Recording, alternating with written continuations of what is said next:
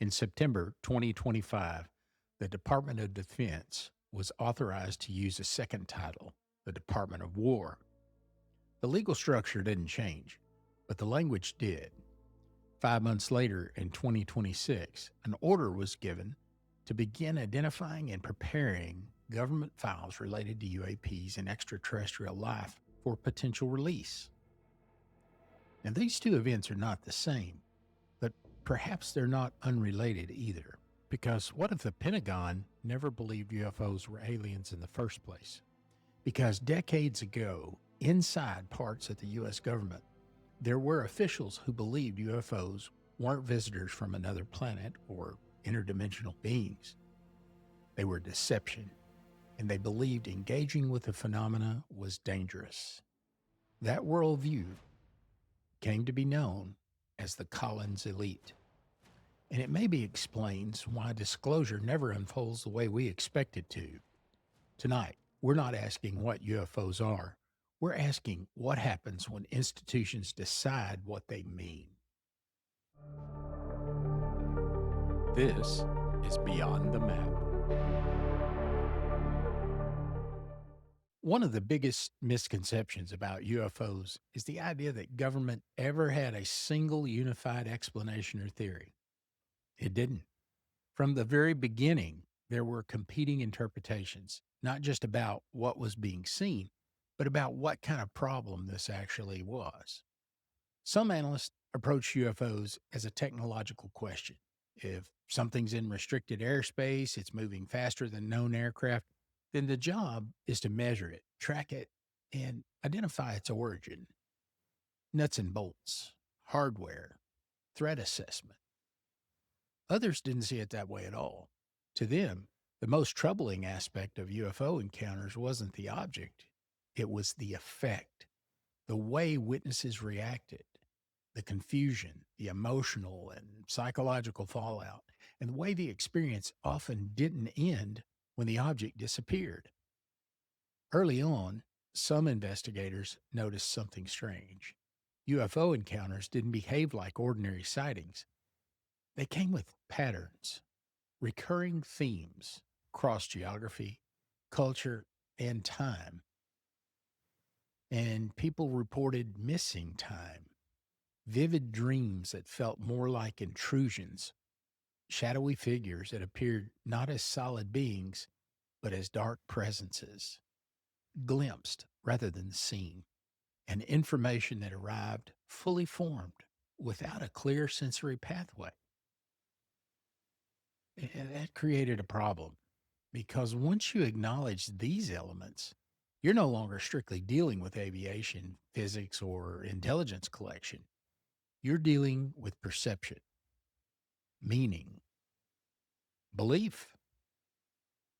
And during the Cold War, belief was not a neutral variable. This was an era shaped by existential threat, nuclear annihilation, ideological warfare, fear that entire populations could be manipulated through propaganda, religion, or psychology. In that context, some officials began to ask a different kind of question. Not, what is this object? What is this doing to the people who experience it? And more unsettling still, what if the object itself isn't the point? For those thinkers, UFOs didn't look like visitors arriving from somewhere else. They looked more like triggers or interfaces, something that interacted with human consciousness in ways that weren't predictable or controllable. And that's where the divide deepened. Because if UFOs were purely technological, then studying them made sense. But if they were something else, something that shaped belief, perception, or meaning, then investigation itself might carry risk. This is the environment in which the Collins elite worldview began to form, not as a reaction to a single event, but as a response to a pattern that refused to stay within scientific or military boundaries. To them, the most dangerous aspect of the phenomenon wasn't that it could do physically things to people, it was what it could convince people of. And once you start thinking that way, everything changes. Disclosure stops looking like transparency and it starts looking more like exposure. To understand why some officials would go that far and why they believed the risk was real, we need to look at what was happening inside the government at that same time, not in the sky, but in the mind. Because while UFOs were being debated, the United States was quietly experimenting with perception, consciousness, and the limits of human awareness itself. And that's where the story turns darker. To understand how ideas like the Collins elite could ever take root inside the government thinking, we need to rewind to a period when the boundary between science, belief, and experimentation was far less rigid than we imagine it today. Because in the early days of America's rocket program, the very foundation of what would become modern space exploration, one of the key figures at the center of it all was a man who lived two very different worlds. Jack Parsons was not a fringe character. He wasn't a conspiracy theorist. He wasn't operating in the margins of science. Parsons was a pioneering rocket engineer, a co founder of what would become the Jet Propulsion Laboratory, one of the people responsible for helping the United States figure out how to leave the atmosphere. But outside the laboratory, and often at the same time, Parsons was deeply immersed in something else entirely. He was a devoted follower of Aleister Crowley, British occultist who referred to himself as the Great Beast and preached a system of ceremonial magic that claimed to allow communication with non human intelligences. That wasn't metaphorical for Parsons. He didn't treat it as symbolism or psychology. He believed these rituals opened literal doors. In the 1940s, while Parsons was helping pioneer rocket propulsion for the U.S. military, he was also conducting ritual ceremonies intended to summon non human entities, what Crowley's system described as intelligences that existed outside conventional reality. And here's the part that's easy to miss. This wasn't happening in isolation. Parsons' home, often called the parsonage, became a gathering place for scientists. Intelligence adjacent figures were there, and esoteric practitioners of the black arts. Among them was a young science fiction writer named L. Ron Hubbard, years before Scientology ever existed. Together, Parsons and Hubbard conducted what became known as the Babylon Working, a series of rituals intended to manifest a non human intelligence into the physical world. Now, whether you interpret that as belief, delusion, or psychological experimentation, what really matters is that people involved took it seriously. Serious enough that it eventually drew the attention of federal authorities. Parsons' security clearance was revoked. He was investigated. His occult practices were explicitly cited as a concern. And yet, the rocket science he helped create continued forward. The technology stayed. The ideas were never fully erased. This is where something important happens, because Parson represents a moment in American history where government was not just willing to explore the unknown, but they were uncertain about how to draw the line between legitimate experimentation and the dangerous belief. The occult didn't invade government in some dramatic takeover. It seeped through people, through curiosity, and through desperation, through the belief that unconventional methods might yield unconventional advantages. And in the context of the Cold War, that belief only intensified. When you're facing a threat, nuclear annihilation, ideological warfare, the possibility that your enemy might gain an advantage that you don't understand, the pressure to explore every avenue becomes immense. Well, that includes psychology, consciousness, perception, and yes, even belief. So When later generations of intelligence officials encountered UFO reports that didn't behave like machines, that interacted with human perception, or that produced symbolic, emotional, or even psychological effects, they didn't encounter those ideas in a vacuum. There was already a historical precedent for interpreting anomalous phenomena as something other than technology. A precedent that said not everything unknown is mechanical. For some, that precedent opened the door to curiosity. For others, it opened the door to fear. And it's in that space between advanced science and existential anxiety that the Collins elite worldview began to take a recognizable shape, not as a superstition or a madness, but as an attempt, however flawed, to impose meaning on something that refused to be understood. By the time the UFO reports began piling up in the 1950s and 60s, the U.S. government was already engaged in a very different kind of research, not just into the weapons or aircraft, but they were researching the human mind itself. This is where programs like MK Ultra and MK Often enter the picture. And it's important to be clear about something right up front. These programs are real. They were funded and they were later acknowledged, often reluctantly, by the government itself. Their goal wasn't mysticism, it was control. Control over perception, control over belief, and control on how information is received, interpreted, and remembered. Intelligence agencies were trying to understand whether consciousness could be altered, influenced, or even weaponized, whether belief could be shaped, whether perception itself could be used as a battleground. Some of these experiments involved drugs, others involved hypnosis. Some explored sensory deprivation, suggestion, or altered states of mind. In certain cases, they explored ideas that today make people deeply uncomfortable, not because they were supernatural, but because they were blurred. They blurred the boundary between the mind and reality. This matters for one reason, because once you accept that perception itself can be manipulated, then the question of UFOs changes.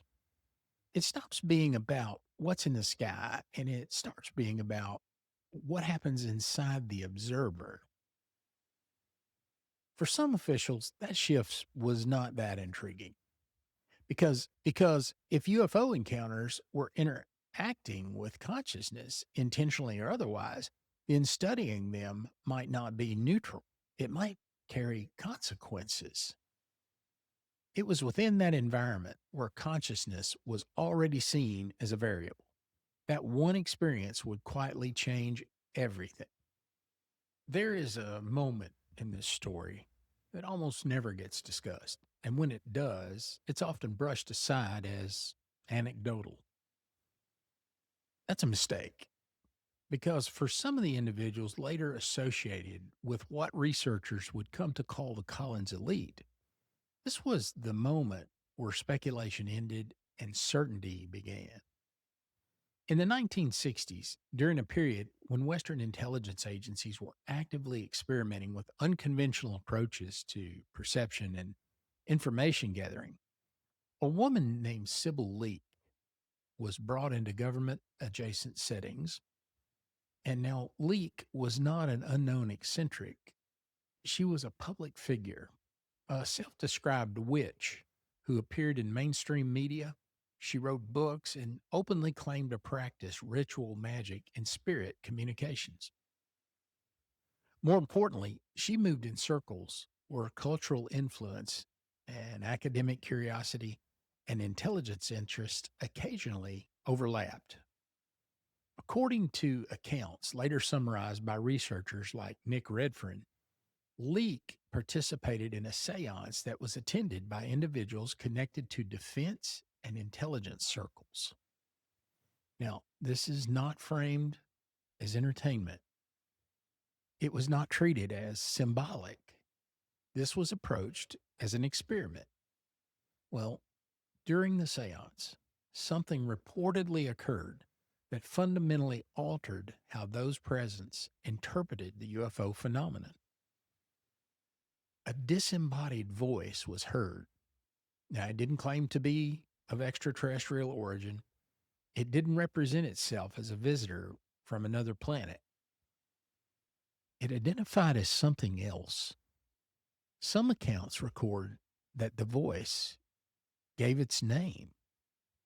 Now, I'm not going to repeat that name here. Well, not because it's forbidden and not because it's especially important, but because the name isn't what changed anything. The experience did. Whether that voice was real, whether it was psychological, or whether it emerged from expectation, suggestion, or stress, it's not something we can resolve. And that uncertainty is the point. For the people in that room, people already struggling to reconcile UFO encounters that didn't behave like machines, this moment didn't introduce a new hypothesis. It confirmed their existing fear. From that point forward, the central question was no longer what is the phenomenon? It became what have I already interacted with? And once a question is framed that way, curiosity changes shape. Investigation no longer feels neutral. Engagement begins to feel like invitation. And restraint starts to feel like responsibility. This is why Sybil Leek's seance matters. Not because it proves anything is supernatural, but because it marks the moment where interpretation hardened into belief. And for those present, UFOs were no longer an unexplained object. They were part of a larger pattern, one that included perception, belief, and what they interpreted as deliberate deception. From that moment on, continued investigation didn't look like progress. It looked like risk. And when people in positions of power begin to see inquiry itself as dangerous, the safest response is no longer understanding, it's avoidance. This was the psychological pivot point, the moment the Collins elite worldview stopped being theoretical and it became personal. Years later, Nick Redfern would look back and attempt to describe what was happening, not as conspiracy, but as a pattern. I want to summarize a short passage from his work, not as proof, but as a window to how this belief system was later understood. The most frightening possibility was not that the phenomenon represented an invasion, but that it represented a form of deception capable of influencing belief itself. Somewhere between the late 1950s and the early 1970s, a small number of intelligence and defense officials reached a conclusion that set them apart from their peers. They didn't believe UFOs were extraterrestrial spacecraft. They rejected the idea of visitors from other planets, and they didn't think the phenomenon was simply misunderstood technology. Instead, they believed UFOs were something else entirely, something deceptive, something capable of shaping belief, something that interacted with humanity, not through force, but through meaning.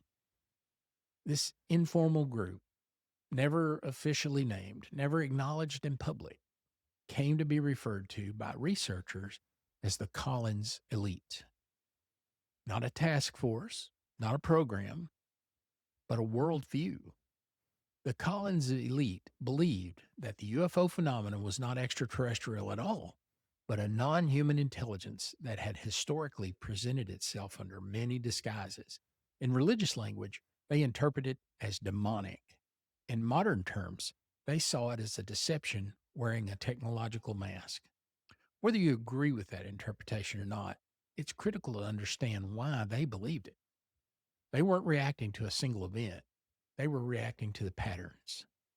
Repeated encounters that didn't behave like mechanical observation, Experiences that included fear, paralysis, altered states, symbolic imagery, and profound psychological impact.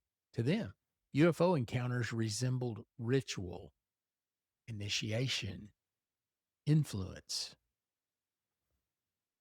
And the most dangerous part wasn't the phenomenon itself, it was what people believed about it afterward. Messages of peace, claims of cosmic salvation, narratives that reframed humanity's place in the universe. The Collins elite believed that these narratives weren't benign. They believed that they were strategic deceptions. From their perspective, the phenomenon didn't need to conquer humanity. It only needed to convince humanity to reinterpret reality itself. Now, that belief led them to a disturbing conclusion. Disclosure wasn't just risky, it was potentially catastrophic. If the phenomena operated through belief, then public exposure would amplify its influence rather than contain it. And so, for the Collins elite, the safest course wasn't investigation, it was simply restraint, not curiosity, not engagement, not advancing a theory, just avoidance. And that decision to step back rather than lean in may explain more about UFO secrecy than any other hidden hangar or classified file could ever explain. Well, what happens when belief shapes policy? Well, belief doesn't stay theoretical for very long, especially inside institutions built to manage risk. Once a particular interpretation takes hold, it begins to influence what questions are asked, what questions are avoided, and eventually what questions are considered acceptable. For the Collins elite, the conclusion wasn't simply that UFOs were something other than extraterrestrial. It was that continued engagement with the phenomenon carried danger. Not physical danger, not invasion, but something more difficult to quantify: influence. If the phenomena operated through perception, belief, and meaning, then studying it could amplify its effect rather than contain the effects. And from that perspective, curiosity wasn't neutral, investigation wasn't harmless, and disclosure wasn't transparency. It was exposure. That belief fundamentally changes how institutions behave. If you think UFOs are advanced aircraft, you study them. If you think they're foreign technology, you analyze them. And maybe you reverse engineer them. But if you believe that they are deceptive, manipulative, and capable of reshaping belief itself, if you believe essentially that these are demons that are agents of Satan, then the safest move isn't to learn more, it's to disengage, to limit attention, and to control the narrative, to discourage investigation before it spreads. And this is where the Collins elite worldview begins to feel less abstract and more operational. Researchers who've looked into this, they describe the patterns that are easy to miss if you're only looking for hidden programs or classified craft. Sudden shutdowns of inquiry, projects that quietly lose their funding, investigations redirected away from experiential or psychological aspects of encounters. Not because answers were found, but because the wrong kind of questions were being asked. The goal wasn't to solve the mystery, it was to prevent escalation. From the Collins elite perspective, the danger wasn't that the public would panic if they learned the truth. It was that the public might believe the wrong thing.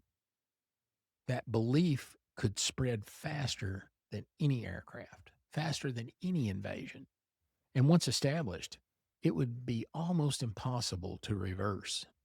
Now, this is a very different model of secrecy, not secrecy to hide technology, but secrecy to limit influence.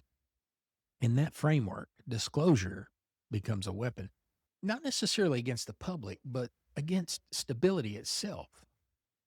If you truly believe that if you were protecting humanity from deception rather than withholding information, then the suppression of that information wouldn't really feel unethical, would it? It would feel responsible. Now, this helps explain something that has puzzled researchers for decades: why UFO policy often appears inconsistent when one agency seems curious while another is hostile, why some lines of inquiry are encouraged and others are quietly buried. It isn't chaos, it's conflict. Competing interpretations inside the same institution, each convinced that they're preventing a different kind of catastrophe.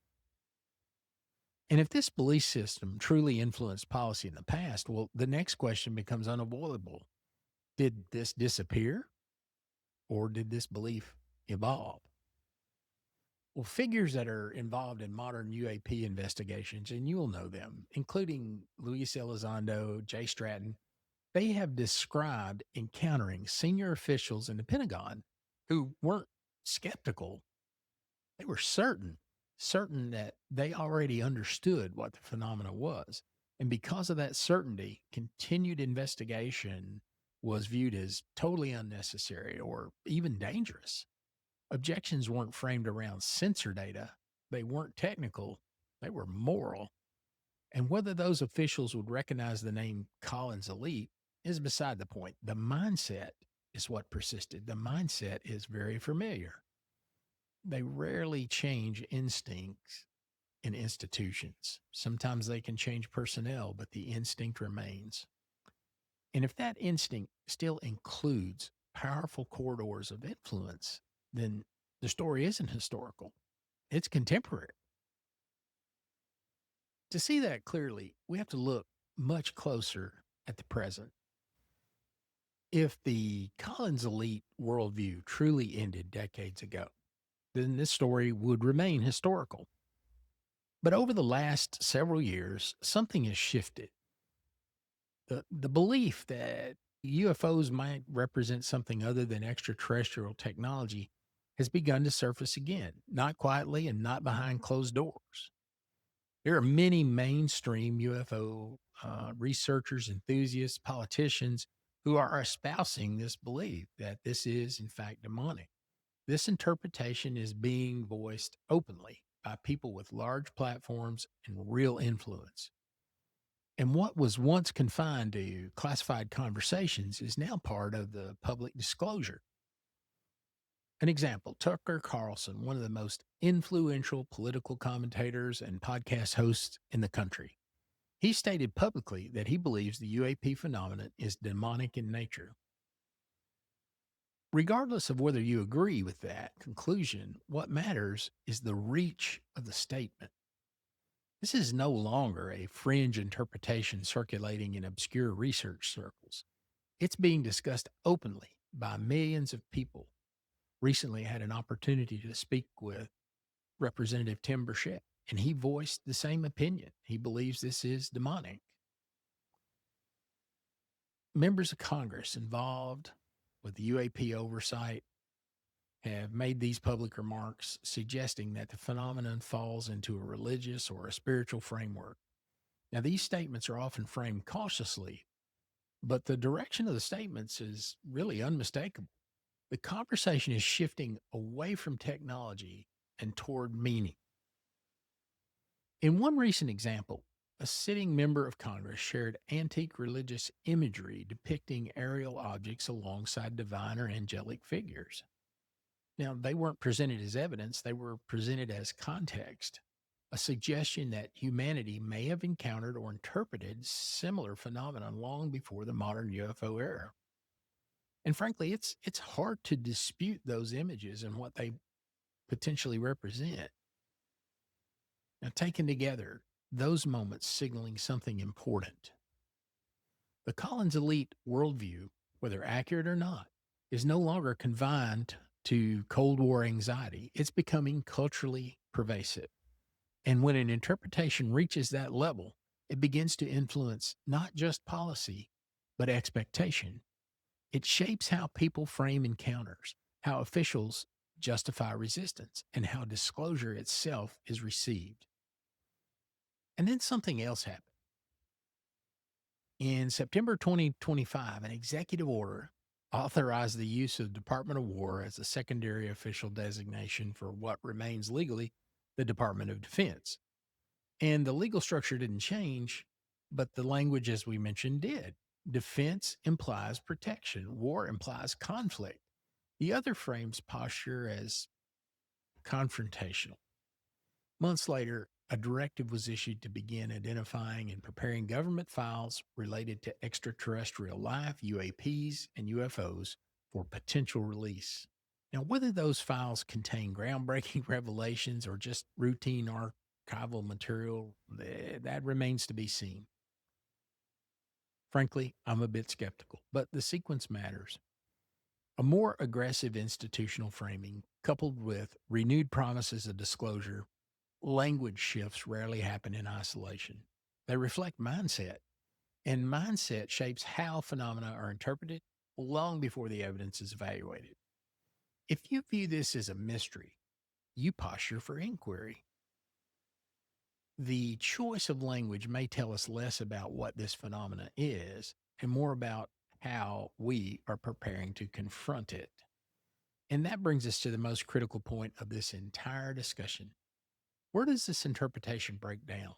And what risks emerge when any belief, scientific, religious, ideological, when that hardens into a certainty? At this point, it's important to slow down. Not that we should dismiss what we've just discussed, not at all. And not that we should try to correct it, but let's examine the limits because every interpretation, no matter how compelling, carries assumptions. And those assumptions matter. The Collins elite worldview and its modern echoes offer a way to make sense of experiences that don't behave like technology. It accounts for deception. It accounts for psychological impact. It accounts for the symbolic and emotional dimension of encounters. For many people, that framework just feels intuitively right, especially when purely mechanical explanations fall very short. But intuition is not the same thing as a conclusion. And belief, no matter how sincere it's held, is not evidence. Now, that doesn't mean belief is meaningless. It means belief answers different questions than hard evidence does. The danger begins when belief is asked to do a job it isn't designed for. When belief becomes policy, when belief becomes certainty, when belief closes doors instead of opening them. The demonic framework explains some aspects of this phenomenon, but it struggles with others. Now, it doesn't account well for the physical signatures reported by pilots and radar operators and our sensor platforms on our vehicles of war. It doesn't easily explain structured craft, or it doesn't easily explain the behavior that's craft like. And it doesn't offer a consistent way to test or falsify its own claims. Now, that doesn't make it false, it makes it potentially incomplete. Skeptical explanations have similar limitations. Purely psychological models struggle to explain shared sightings, correlated sensor data, and physical effects of UAP on the human body. Technological explanations struggle to account for deeply personal, symbolic, consciousness altering aspects of the encounters, like the one Jake Barber described when he says he picked up the 8-gun craft and he felt tremendously overwhelmed with emotion. That's hard to explain through mechanics or through some sort of physical craft interaction. Every framework illuminates something and it obscures something else. That's the tension at the heart of this subject. And it's why certainty in any direction becomes a liability, especially when it's held by people with power who decide what questions are allowed to be asked. If the phenomenon is technological, shutting down the inquiry slows understanding. If it's psychological, suppressing the discussion distorts the data. And if it's something else entirely, something we don't yet have language for, then premature interpretation may be the most dangerous response of all. And this is where restraint matters, not restraint from curiosity, but restraint from conclusion. The history we've walked through tonight shows us something important. Not that one interpretation is correct, but that humans have a powerful tendency to reach for meaning when they're faced with the unknown. And that tendency, while deeply human, can shape outcomes in ways that we don't always intend. The real risk is believing too much or believing too little. It's believing too early, especially when the cost of being wrong isn't personal but institutional. When people talk about UFO secrecy, they usually imagine locked hangars, classified files, knowledge that's being deliberately hidden from them. But the history we've walked through tonight suggests something much more complicated. Sometimes secrecy isn't about hiding answers, sometimes it's about avoiding questions. The story of the Collins elite, whether it's viewed as cautionary, misguided, or prescient, it isn't really about demons or angels or extraterrestrials. It's about how humans respond when the unknown refuses to behave.